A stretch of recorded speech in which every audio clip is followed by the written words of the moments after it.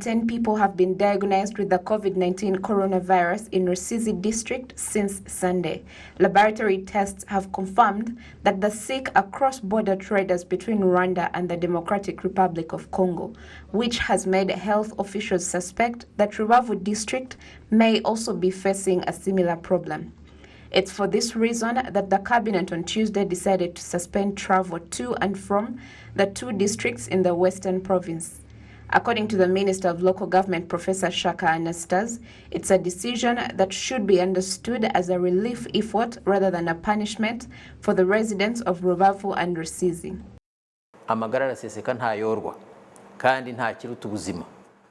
We want them to value and understand that it's not a punishment, it's protection.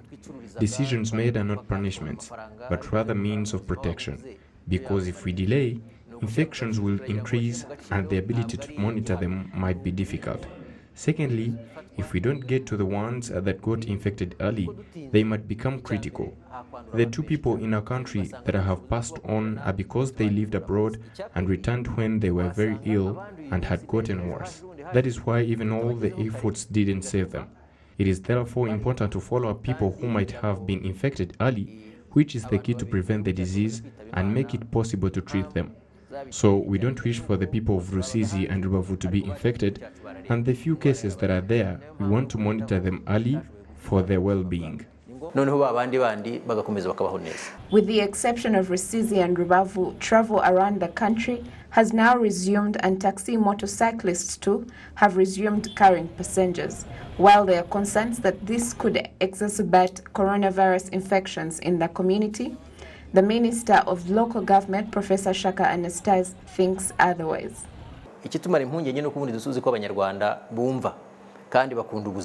What lessens our worries is that we know that Rwandans listen and they love good health. What could be the challenge is if we trusted Rwandans and yet they have a different attitude, saying if it comes, it's okay. That is why we have now asked every Rwandan to be their brother's keeper. If you are in a crowded place and one of you isn't wearing a mask, let's not wait to call the police. Let it be our very own initiative to tell this person to wear a face mask because it is our life at risk. Even in the family, if there is a child going out or an adult going out to the market without a mask, they should be reminded to get one. They are compliant, but we wish for more efforts to be put into the guidelines being observed, as well as thanking those that do it well and urging others to do the same.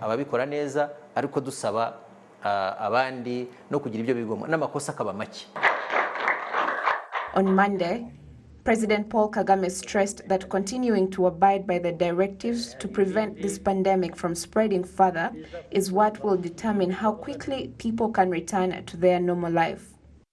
If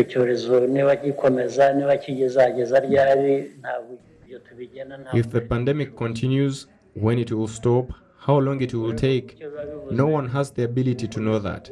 So what that means is to keep on dealing with the problem as long as it lasts until it's over. So the more we understand what we have to do and apply it, the more it helps us to get out of this unusual situation and go back to normal life.